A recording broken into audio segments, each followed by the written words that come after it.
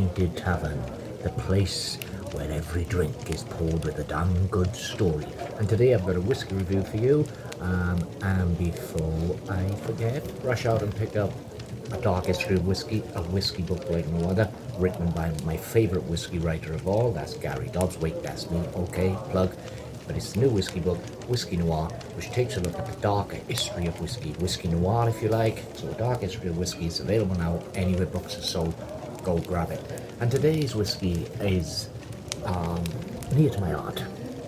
It's also near to my own, because it's Penderyn, the Welsh whiskey company, makes Penderyn, and they are situated not 10 miles away from where I'm talking to you now, and I visited the distillery several times.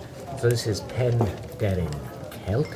It's had no artificial colourings. You can see it's a light colour here. It's no age statement, of course.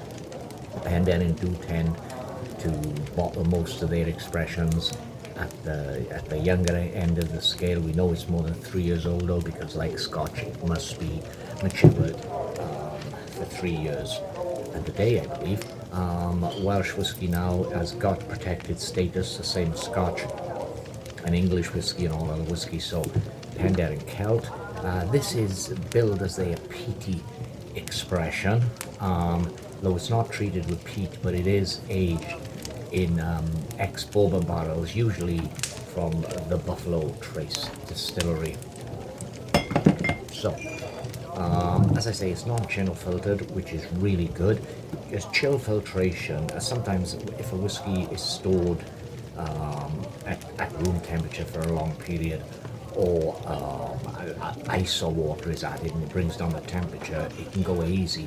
And this is caused by a process called flocation, in which the oils, fat and oil particles form in the whiskey. The natural fat and oil particles which are there will form and create bigger clumps, which makes it hazy. So chill filtration is a process where the whiskey is chilled right down, I believe, to lower the -10, and then put through a filter to remove all these oils and so forth. But many claim that also filters out a lot of the natural flavors that are found in the whiskey. So this is non-chill filtered, which is good news. It's also had no added colouring, and it's crystal clear in the bottle, and it's kind of light, so it's kind of pear coloured. The bottles, of course, are corked. It's not a screw top. So I pull that out and pour it into a Penderyn branded glass.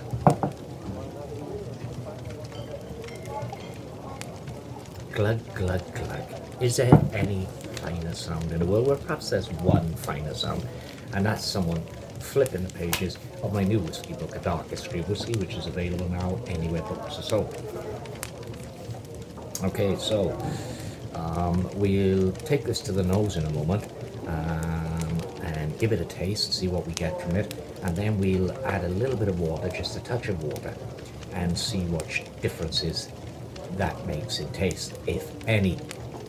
On the back of the bottle we are promised a nose of peat smoke, warm marmalade on toast.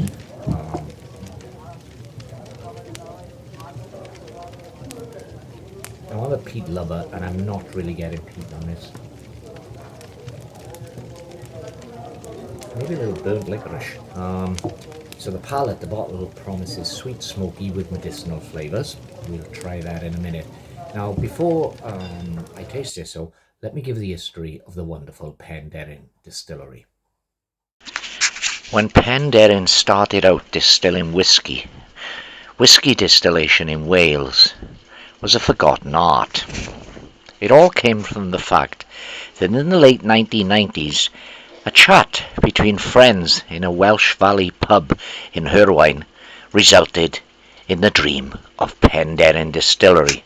I actually used to drive a bus up around Penderyn, and I met one of these men, and we had a conversation, and I asked him how Penderyn started, and he told me that the conversation in a pub took place because recently they'd all seen a documentary about Scotch whisky on the BBC, and it was mentioned there that, no whisky is made in Wales, and so that led them to the dream. He said that none of them were particularly whisky aficionados when it started, and so the village of Penderyn was chosen as the setting for the distillery because of the site's own supply of fresh natural spring water running down from the majestic hills of the Brecon Beacon.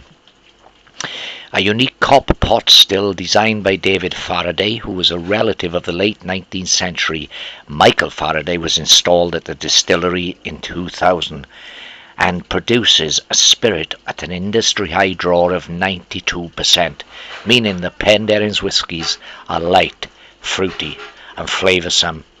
The business, though, still seemed a curiosity to many in the whisky world. A Welsh whisky? But when Scottish whisky expert Dr. James Swan became the master distiller at Penderyn, things got serious and people started to take note of Penderyn. Dr. Swan got involved because he said the Faraday still would create a world-class spirit. Initially, they finished their whiskies in Madeira casks, and this still remains to an extent a house style, but this quickly advanced to sherry casks, peated casks, port casks, and a number of other casks used for finishing.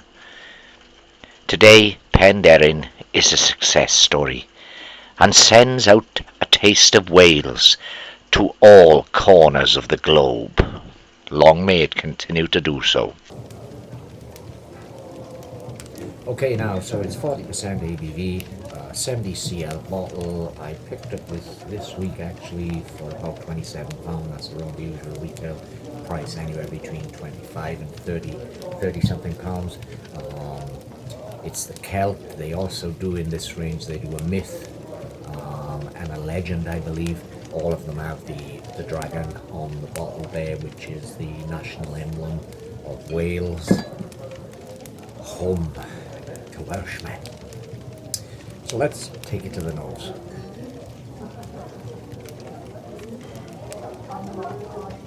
So yes, as I said, to me, I'm getting a burnt licoricey aroma, and maybe some fruit though. But let's take it to the palate and see how peated this is, because as I say, I am a big fan of peated whiskies. When I'm drinking, I drink a lot of peated Scotch, perhaps Lagavulins, Lefroy. I drink a fair few of peated whiskies. Peated whiskies are among my favourites. I much prefer generally an Isla whiskey, say, to a Highlands or a Lowlands. We're diverging now, aren't we? This is Penderyn, a Welsh whiskey. A Welsh single malt.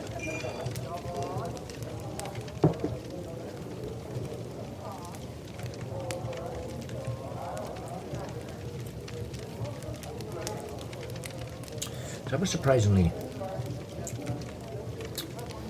fruity, but I'm not getting peat though. Not really getting any peat from this. No peat in the slightest. So if it is peated, it's a very small amount of phenols floating around in this.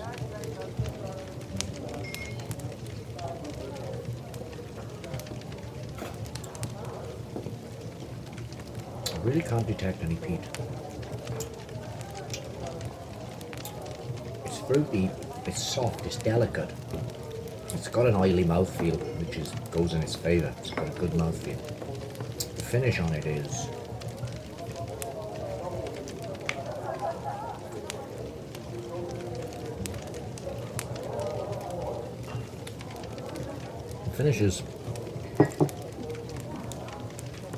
mild. Let's add a little bit of water to this, and we're going to use Brecon Carrick water. So this water comes from the Brecon Beacons, which is where Penderyn Distillery is at the very foot of the Brecon Beacons. So the water sourced for this whiskey has actually come from Brecon Beacons, and the water we're going to add to it is from the Brecon Beacons. Not a lot, just a a slight splash of water. That's plenty. A few little drops. And we'll allow the water to do its thing, because even with a lower ABV whiskey, like a standard 40% whiskey, the ethanol, it's still a strong drink in terms of alcohol, and the ethanol can often act as a prison on the surface of the whiskey and trap in a lot of the flavours.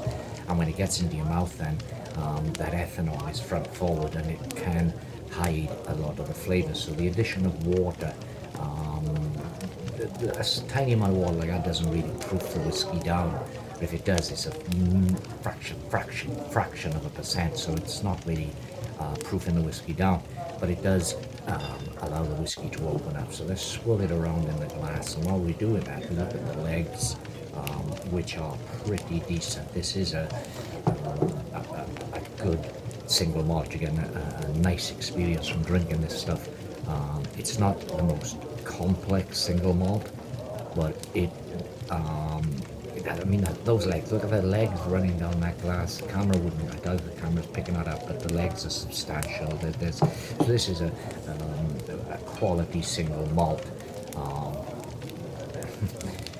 It's a bit on the lighter end of the spectrum. It's not punchy in any way, but I can't say it's light in terms of flavour. It is full flavoured.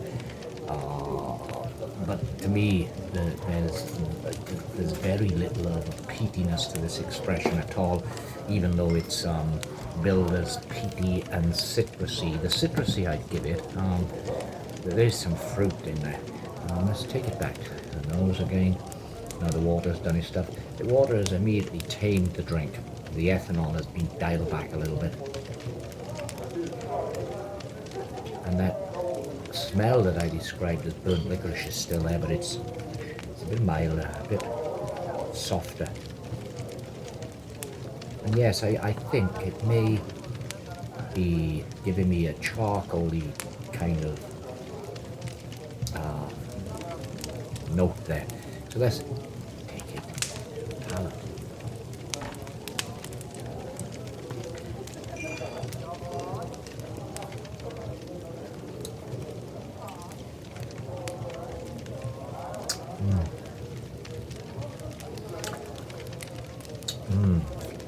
The citrus is definitely there. It's fruity.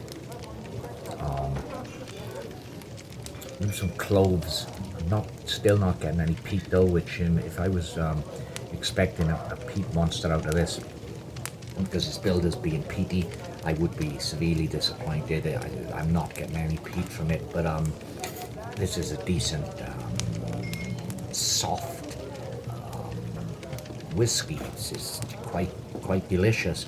And Penderyn have done really well, because at the moment there are several Welsh distilleries, Aberfoyle being one of the newest, but there are several Welsh distilleries. But when Penderyn first launched and first put their whiskies onto the market, there hadn't been any Welsh whiskey distiller for about 100 years or more, and Penderyn now is probably the flagship Welsh whiskey, although some of the newer distilleries are snapping at their heels, so they can't afford to rest on their laurels. They do need to bring out quality product, and this Penderyn Celt is a decent whiskey. The Penderyn, perhaps my favourite in Penderyn's range is the Madeira, which again isn't peated, but it's aged in Madeira casks. I really like that expression. This is very good as well. I can't think of any negatives to this, other than it doesn't deliver, in my opinion, on the peatiness that it promises. It's a single malt Welsh whiskey that undergoes a finishing period in ex-peated quarter casks, specifically from Islay. So, rather than peat actually being added, it goes through its maturation goes through finishing in Islay casks from Islay. So, pour another one.